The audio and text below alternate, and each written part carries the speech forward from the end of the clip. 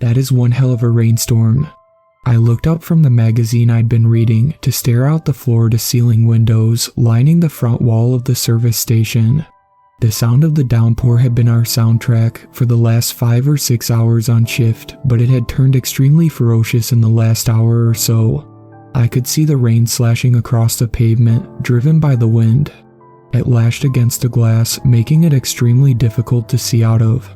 Let's just hope it doesn't cause another power outage, I thought before answering. You're not kidding, Ralph, I said, feigning interest. We had plenty of driving rainstorms here in the Pacific Northwest, so much so that by now, after almost a decade and a half of living here, it had just become a regular occurrence to me. Ralph saw right through my charade, stepping to the other side of the counter and shooting me a look. You don't understand, Mick, and it may be because you haven't lived here that long, or you're just too young. I haven't seen a rainstorm like this since at least 1954. He used his hand to slick back his salt and pepper hair. Ralph was the owner of the gas station and repair shop I'd taken a job at, and had been the owner ever since his father had passed and left it to him when he was just 18 years old.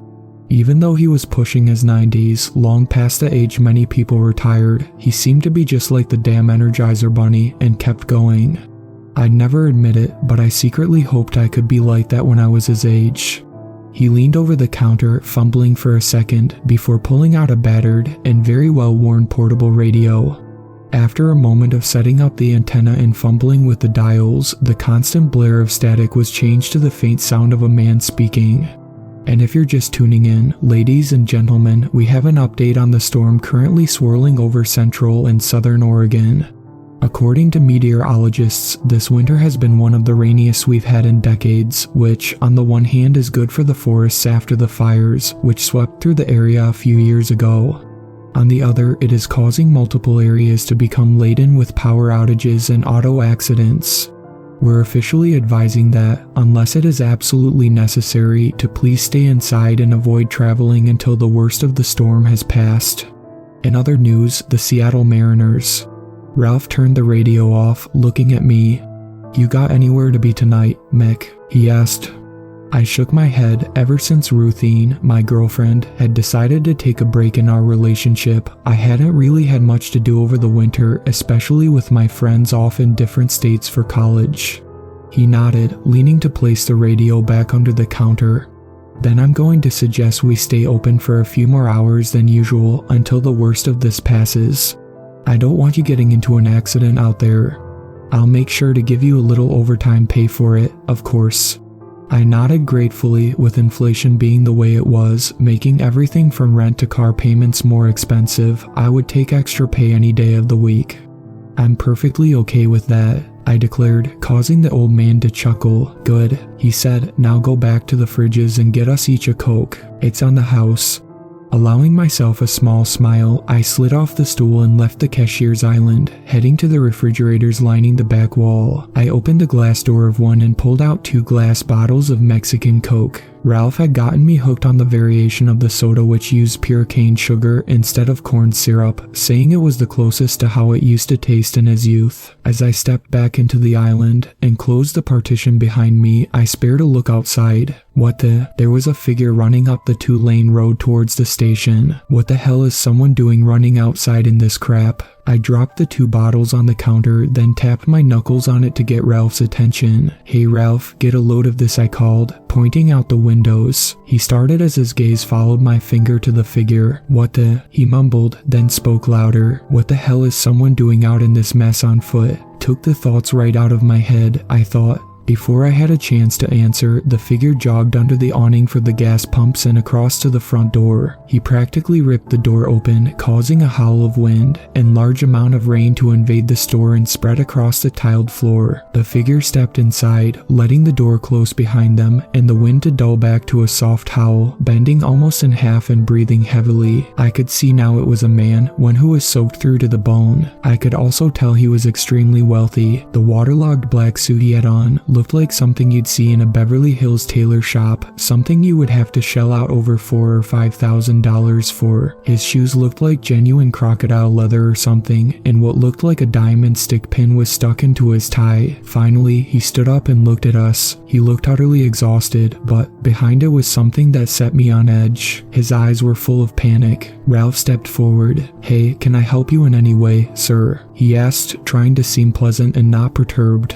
The man held up a finger, still trying to breathe in great lungfuls of air and coughing out rainwater. "You've got to help me, sir." He began to stammer out. "I was trying to drive up from San Francisco to Seattle when I got lost in the storm and took a wrong turn. My car went off the road about 10 or 12 miles back, and I couldn't get it out." His eyes held a more frantic pleading now. "Please, my wife and 2 kids are still in the car. They wouldn't have made it all the way in the storm. I told them I'd go for help." Ralph raised his hands in a placating manner. "Okay, sir, okay, just try and calm down." He shot a glance out the window, then turned to me, his eyes serious. "Mick, go in the back to the phone and try and get a hold of the police while I speak more to our guests here." Obediently, I flipped back the island partition and walked quickly to the back room, where the store's inventory computer and landline phone were. I picked up the handset, hoping to hear a solid dial tone greet my ears. Instead, all I got was dead air. Great, the storm knocked the landlines out.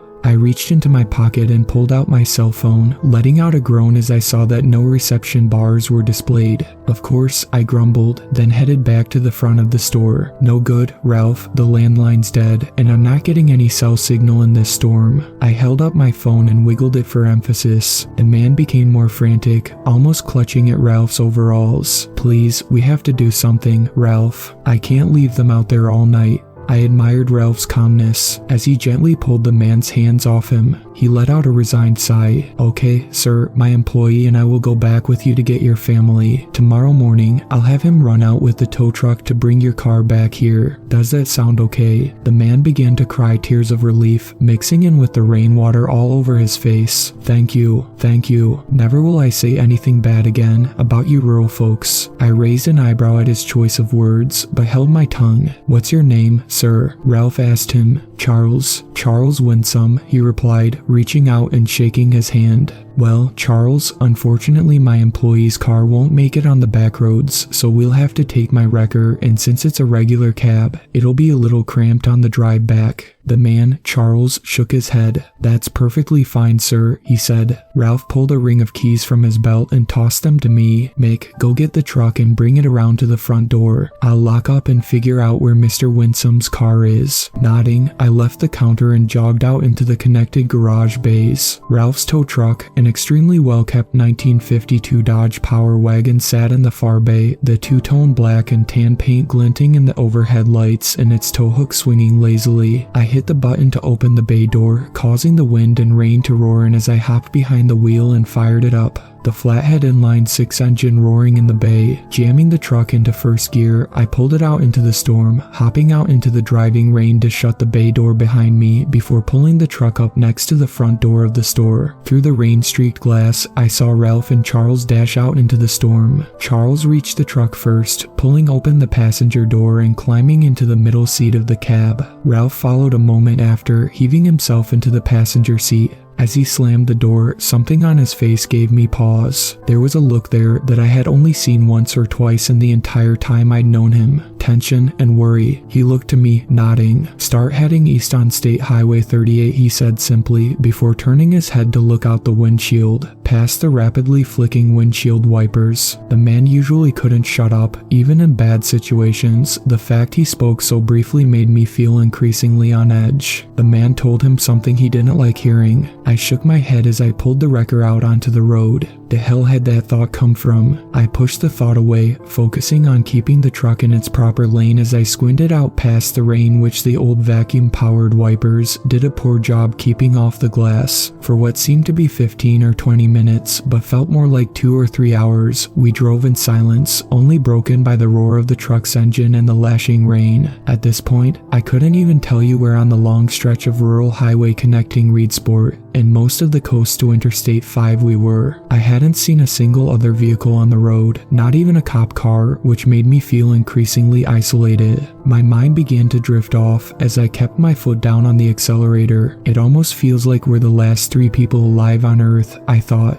That thought was shattered as Charles pointed out the windshield ahead of us. "There, that's where I turned off," he exclaimed. I leaned forward, using a rag on the dash to wipe away some of the steam which the truck's defroster couldn't chase away. In perfect conditions, it would have been something which nobody would have glanced at. It was so perfectly camouflaged among the trees lining the side of the road. In the downpour, it was close to impossible. I'd have driven straight by if it hadn't been pointed out to me. I slowed, and even though I saw nobody else coming, put on my blinker out of a force of habit. I could now see deep tire tracks which had been formed into the dirt and mud recently. Those must be from Charles. I shook my head. Trust a city slicker to think that road would take him anywhere near civilization. I shot a glance at Ralph as I eased onto the gas and turned the truck onto the dirt road. I could barely see him in the dim glow of the truck's gauge lights, but I could tell his jaw was set tightly, his eyes flicking from one side of the tree line to the other. What the hell has the old man so on edge? I wondered. He caught me staring and nodded, motioning to keep going. I reached down and set the truck into 4-wheel drive, then flicked on the high beams before slowly beginning down the road. The trees rapidly closed in over our heads, melting the already dark, stormy night into an almost scary blackness only banished away by the headlights. I massaged the accelerator gently, even with 4-wheel drive. I knew a dirt road like this would be easy to get stuck on in this weather, and the last thing we needed was for the rescuers to get stuck as well. Occasionally, a pine or fir tree branch would scrape against the roof of the truck, making an almost sickening sound, before banging off the tow assembly and hook on the back. There was one thing I was grateful for. The rainstorm seemed to be letting up somewhat. It was becoming easier to see out the windshield, and the truck was eating up the dirt ruts. I followed the tire tracks I saw in the mud, knowing, like breadcrumbs, they'd eventually lead us to their source. And as we rounded a corner, I spotted it. In the bright yellow beam of the headlights, I could see the back end of the car peeking out from the side of the road where it had gone off. It was, indeed, an expensive car. It looked to be a brand new Bentley Flying Spur, something I'd only seen in YouTube videos and in car magazines. The hazard lights were on, lighting up the surrounding area in bright orange pulses. Charles let out a relieved sigh. "Ah, thank God. I hope Desiree and the kids." He trailed off. "Charles, what's the matter?" Ralph asked him, but as we drew closer, I already saw what had made his sentence die away. Both of the rear doors, along with the front passenger door, stood wide open. I could see the expensive wood and leather was soaked from the rain, meaning they'd been left open for a fair while, at least. The overhead dome light of the car was on, and from this distance, I saw no movement inside. "What the fuck?" I whispered out as I brought the truck to a halt about 5 or 10 feet from the car. All at once, Charles turned and began pushing against Ralph. "Let me out, let me out," he yelled, his voice almost painfully loud in the truck's cabin. "Easy, Charles, wait a minute," Ralph exclaimed, trying to hold the man back. But he already reached across to the door handle, pushing it open and beginning to crawl across him. A moment later, he dropped out of sight, falling to the ground with a squelching sound from the mud. I could hear him swearing as he fought to get to his feet. I began to open the driver's door when Ralph grabbed my arm. "Mick, stay close to the truck," he said, in more of a stern voice than I was used to. I shot a look at him, his warning sending a small shiver up my spine. "Why?" I asked cautiously after a moment. He didn't answer me, only pushing the half-open passenger door all the way open and hopping out. After a moment's hesitation, I leaned down, fumbling under the driver's seat for what I knew the old man stashed there. My hand came up a moment later holding an old, well-oiled and well-taken care of revolver. I had been sent out on several tow jobs when Ralph or the other mechanics couldn't do it, sometimes to less than ideal towns around the area. I'd been told it was there if I needed to protect myself. Now kinda seems like one of those times, I thought as I twisted the door handle and launched myself out into the rainy night. The storm had definitely let up a bit now. The rain had slacked off, though it still hit my face and exposed hands hard enough to sting slightly. I tucked the revolver into my waistband, slamming the door and fighting my way through the mud and muck which had once been the road. Stepping around to the front, I positioned myself between the two headlights and looked around. I could tell instantly that something felt off. Even during a rainstorm, you can still hear the sounds of the forest all around you. Animal calls, crickets and cicadas, things of that nature. But aside from the wind and rain, I couldn't hear anything besides the rumble of the wrecker's engine idling. It felt like the entire forest was holding its breath, and it made another shiver surge through me. Attempting to focus, I took a few steps forward, seeing Ralph come into view in my peripheral vision. Charles had already made it to the back of the Bentley, reaching out and gripping the rear quarter panel with one muddy hand. Desiree, I heard him call. Maxwell, Chloe. He stuck his hand into the car's cabin for a moment, then pulled it back out. They wouldn't have left the car, he exclaimed, looking back at us as if we had the answers he searched in vain for in his own mind. Where the hell did they go? I saw him look further down the road, then out into the forest. Desiree, he screamed, cupping his hands over his mouth. Max, Chloe. After a moment, he began down the steep hill. The car leaned halfway over onto the forest floor below. Charles, wait. Ralph yelled after him, but he seemed to either not hear him or ignored him. For a moment, Ruthie's face flashed through my mind, her platinum blonde hair soaked with rain, and her blue eyes peering around worriedly. I knew how I'd feel if I'd come across my car in a state like this, with the passenger door wide open after leaving her safely inside. The emotions the image carried pushed away Ralph's warning, along with any negative feelings I had about the wealthy man, and I struggled forward until I, too, reached the Bentley. I heard the quiet rumble of its engine still running, and spared a glance inside, seeing no sign of life among the brown leather and wood.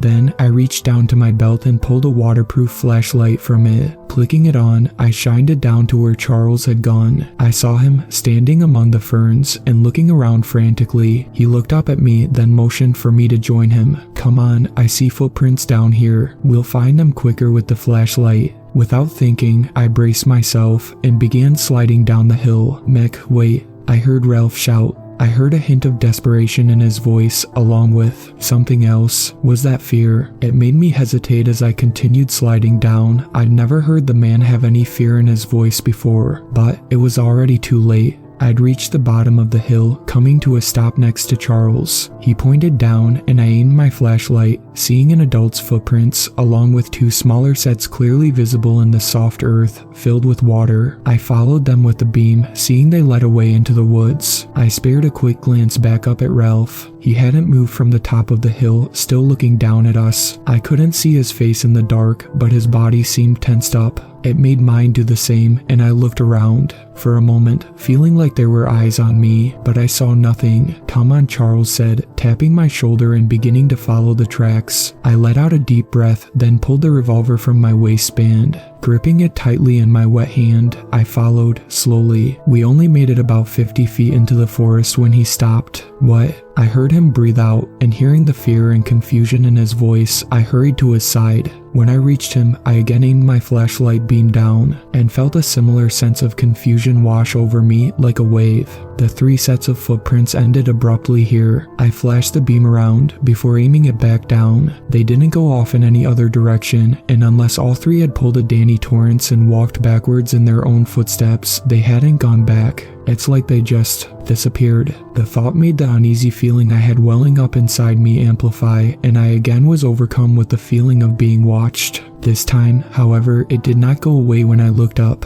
If anything, it intensified. Tendrils of fear began to creep up on me over the uneasiness, though I couldn't tell why. That's when Charles spoke. Hey, is it ever this still out in the woods? He whispered to me. I shook my head. No, it's never this still. I looked around. Something's not right here, man. We should go back to the truck. Try and call the cops again. Get them out here. They'll have an easier time finding your wife and kids than we will. He looked at me, a look of despair and fear etched across his face, but eventually he nodded at me and we turned and began to slog back towards the hill. Daddy, both of us stopped dead in our tracks at the sound. It had been quiet, almost too quiet to hear over the rain and wind, but the stillness around us allowed it to bleed through. I felt the strongest chill go up my spine, forcing me to let out a gasp of air. I saw Charles turn around rapidly. For a few moments, there was silence, then, "Daddy." That had been a different voice, a little girl's voice. "Max," Charles whispered out into the night.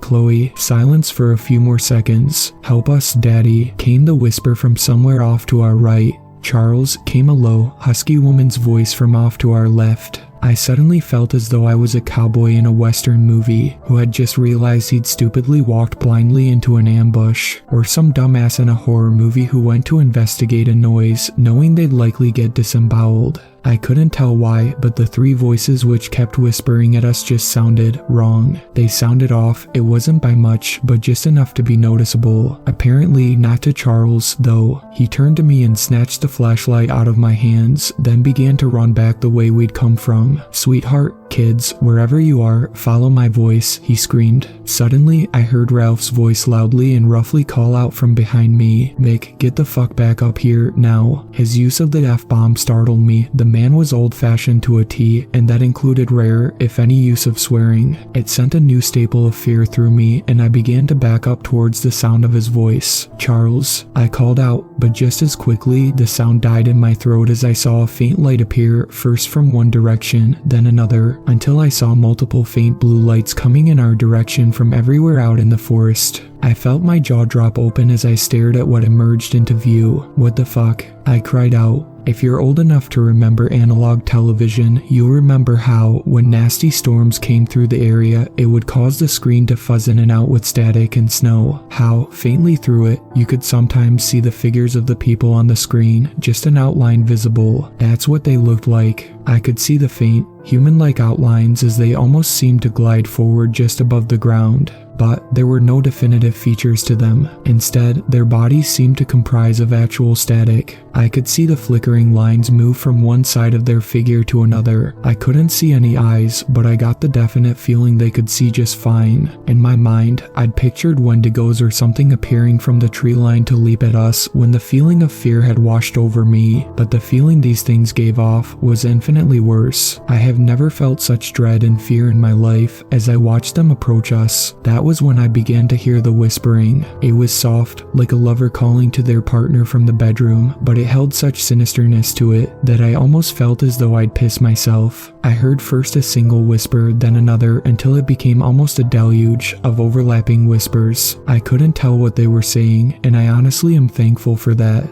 I already wake up in a cold sweat almost every night just from the inaudible whispers in my dreams already, and then a distinct whisper cut through them. "Daddy." It was a little boy's voice, and instantly I knew it had to belong to Charles' son because of his reaction. He stumbled forward more, and I heard him begin to sob. "Max," he whimpered out. "Join us, Daddy." I heard the whisper of a little girl call. The woman's voice spoke again. "It's so beautiful, Charles. Join all of us so we can be a family forever." I saw the man fall to his knees as the flickering shapes began to encircle him. "Charles, run," I yelled out, still backing away slowly. But he didn't. Instead, he dropped to his knees, now loudly sobbing. I yelled at him again. "Charles, get the fuck out of there." At the same time, I heard Ralph yelling for me to run, but I was too transfixed on the sight in front of me. By now, I could see there had to be 20 or 30 of the shapes gliding out of the forest. In the front, I could see what looked like an adult woman-sized figure and two smaller ones behind it. Oh my god.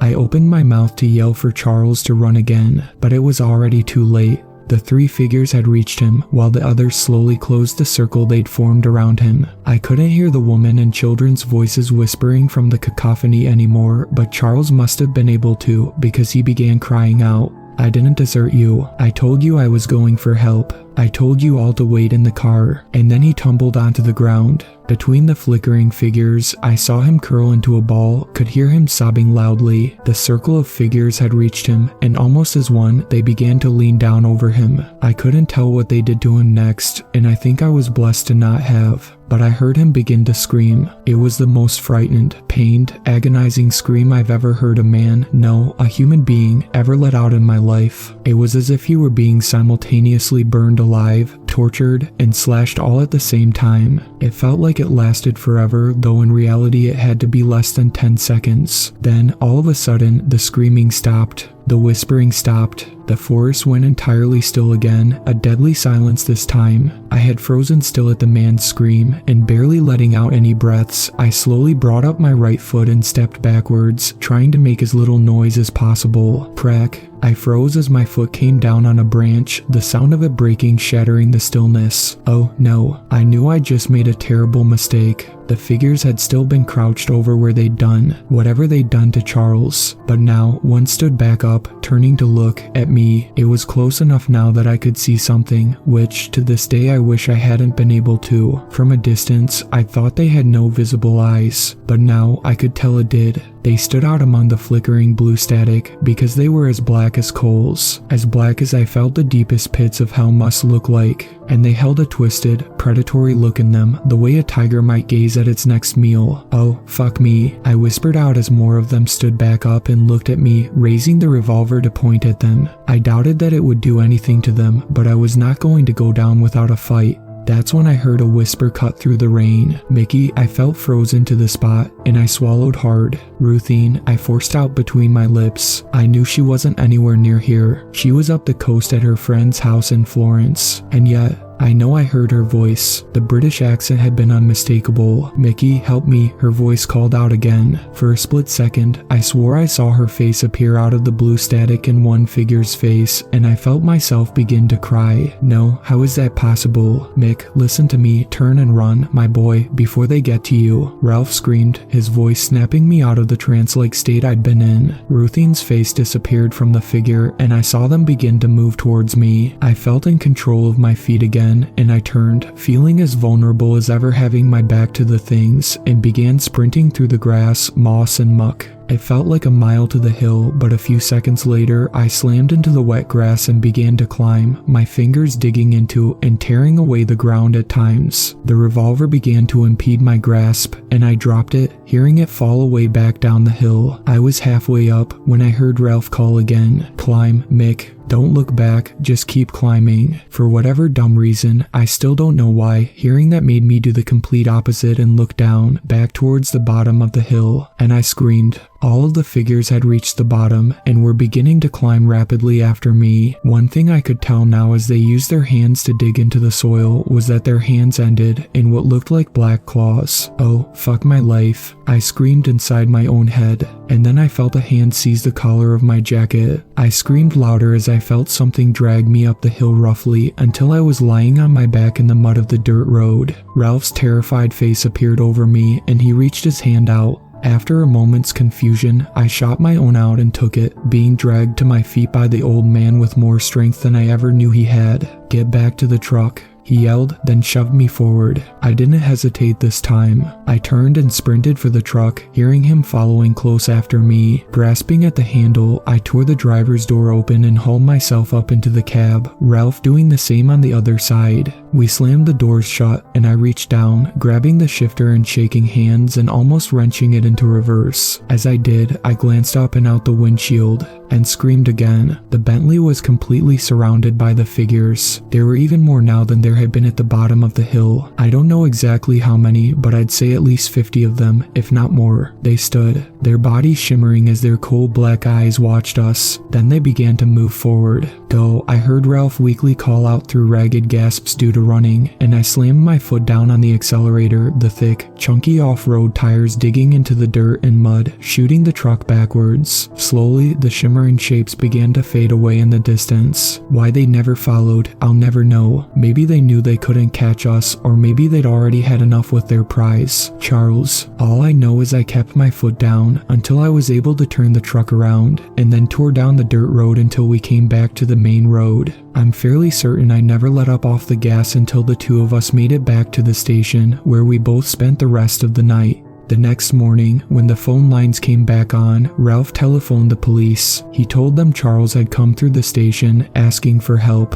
but instead of telling the truth about taking him back, he strangely lied, something he didn't ever do, and told them he'd ducked back out after he'd refused and headed back the way he'd come. When I asked him why he'd done that, he refused to say anything. The only thing he would tell me was this: "I've lived in this area for almost a century, Mick. The forests out here hold some secrets that should never be known, and they contain creatures that humans should never come across." When I pressed him how he knew about whatever those things had been, all he would say is that he'd seen them once before, many years ago, while out hiking with someone. He wouldn't tell me who, but the photo I've seen on his desk, one of a much younger version of himself, standing with his arm around a smiling young woman I'd never seen before, one wearing an identical wedding ring to the one I've always seen on his hand, gives me an idea. The cops found the Bentley the next day, the doors still open as they had been that night. They found the footsteps leading down the hill. They even found Ralph's revolver, the sheriff giving it back to him a week later with a strange, knowing look.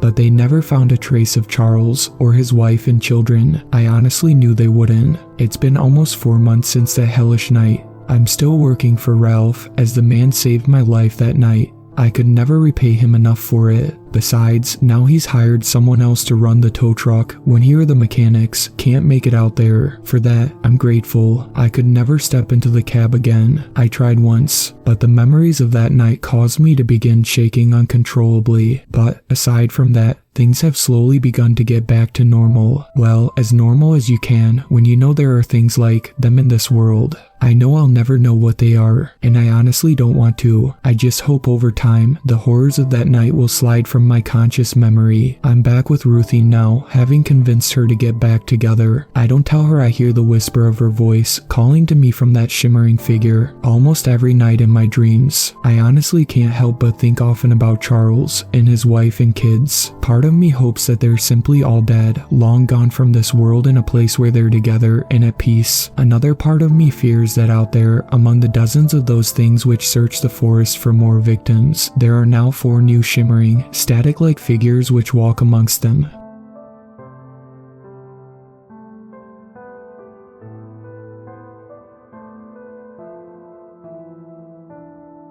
Thank you to my superfans, Sweet Black Swan, Tacy, and Brooklyn.